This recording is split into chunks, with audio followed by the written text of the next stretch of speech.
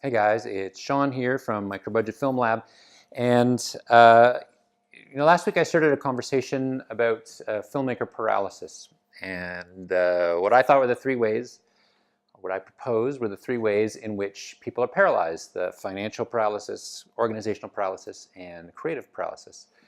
And there's been some interesting comments on that video, and maybe you could go back and check it out.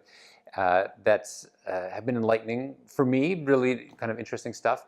There was somebody said, "Oh, it's financial. There's no other paralysis. Nobody has any other for paralysis." And other people were like, "It's all of them.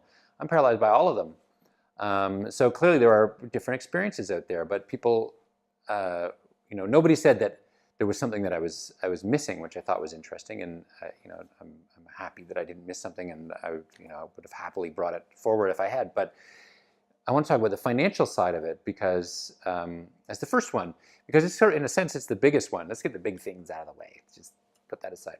So and it makes sense because money is hard to come by. I don't have a lot of money. I don't know really anybody that has a lot of money, and otherwise I'd be hitting them up right now to borrow something. So everybody, if they're not connected to, wealthy people, if they're not wealthy, if they're not connected to the Hollywood networks in terms of, corporate productions and so on, has this money problem. And that's why people make micro-budget films in the first place, is because they don't have access to money. People still say, well, yeah, but I don't have enough money for that. So I wanted to think about it in a couple of ways. I think people think about the financial side and become paralyzed because they think, A, I need money, B, I don't have money, and C, I couldn't get money. And some of those are usually true, but usually not all of those are true. And I think that's where you need to kind of think outside the box a little bit. So if you don't have, say, any money, say you don't know anybody has any money, you don't have any money, whatever, you can shoot stuff. Somebody wrote on my wall how they had just got tired of waiting and they didn't have anybody who was in for the ride, so they produced and directed and wrote and starred in their film, and they made it a film about them.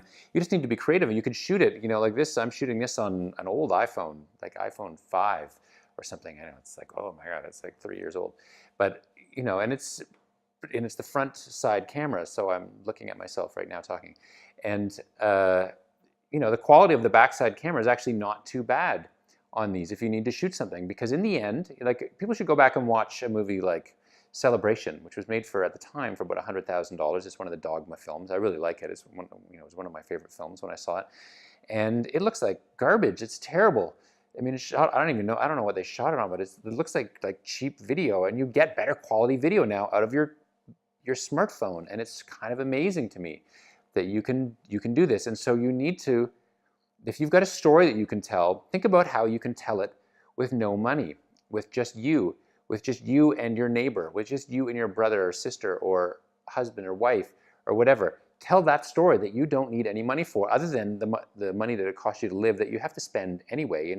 When the Polish brothers made For Lovers Only, about this romantic tryst that happens through France, they say that they didn't spend any money. Now, some of that is a bit hokey, because they pulled favors from people who got them, comped them hotel rooms based on travel points on their cards and stuff. And I don't know that I would know enough people to get people to book rooms for me for free in hotels throughout France. But it's the Polish brothers, and they also had an A-list actress starring in it who they didn't have to pay either. So it's zero, but it's zero for people in their position and their level of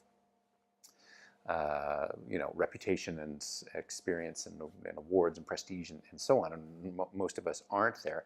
But you can still do something really awesome for no money, except for the money to feed yourself. So so that's the first way, is think of a story that you could tell. What's a story that you could tell that wouldn't cost you any money, and you could shoot it on your iPhone? You could use, like this, it's not the super best sound in the world, but it's decent sound, and interiors for sure. It's a lav mic that I bought off of Amazon for, I don't know, $40, $45. Not very much. You could buy a couple of those, and you've got your smartphone and a cable splitter, or plug it into your computer and run a program. Like I have a MacBook and I record a lot of my sound separately and then sync it later through GarageBand, for these things.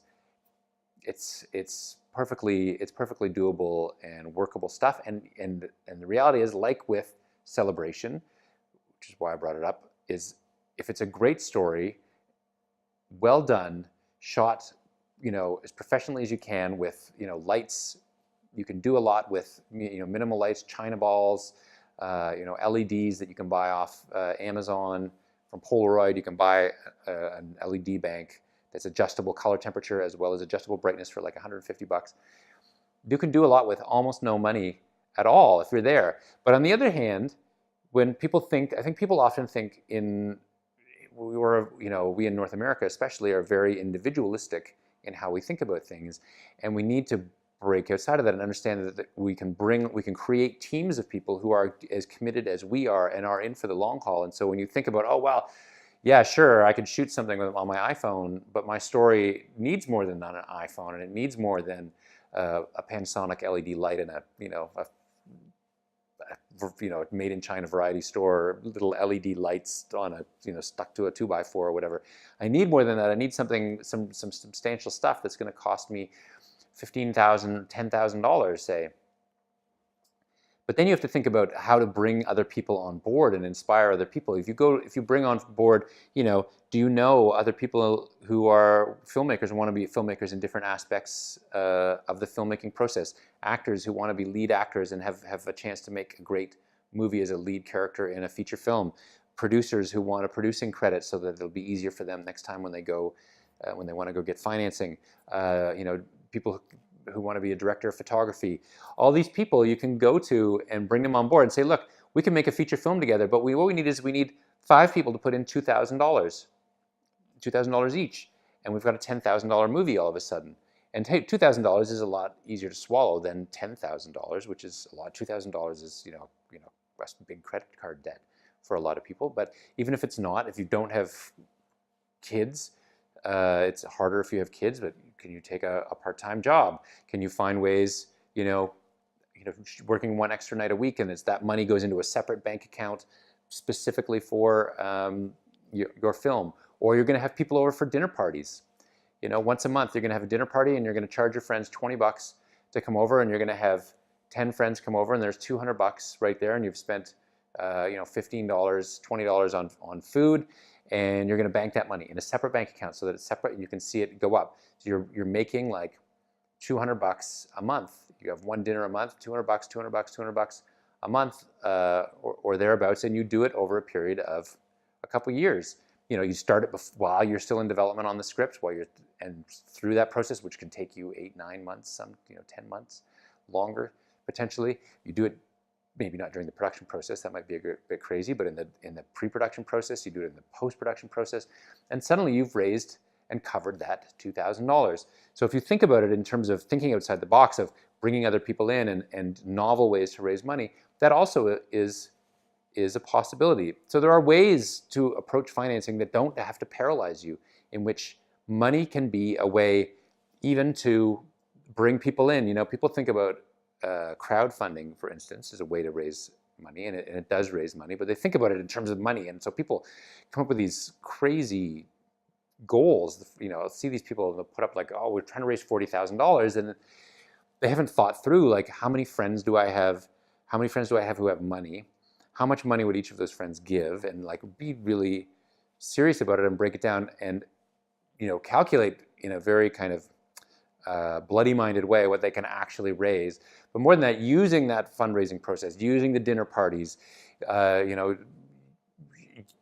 documenting the process of getting a part-time job and so on as a marketing exercise to begin marketing their film and to begin to generate excitement for their film. That these things are not separate, that the struggles you go through shouldn't paralyze you. They can actually open doors in terms of the future distribution of your movie. So see these, as I know it sounds hokey, but as opportunities, and see it and begin to think about the different ways that you can approach this so that you're not stuck waiting for somebody to sign over or give you the chance to shoot a movie for $1 million, because it's probably not going to happen. Instead, you shoot a movie for a few $1,000 a few $100s. And if it's a great story, if you've spent real time on the script and real time developing the idea and working with some actors and getting them into the characters and so on, you can shoot something great for next to nothing, and you can have a really great movie. So don't let money stop you.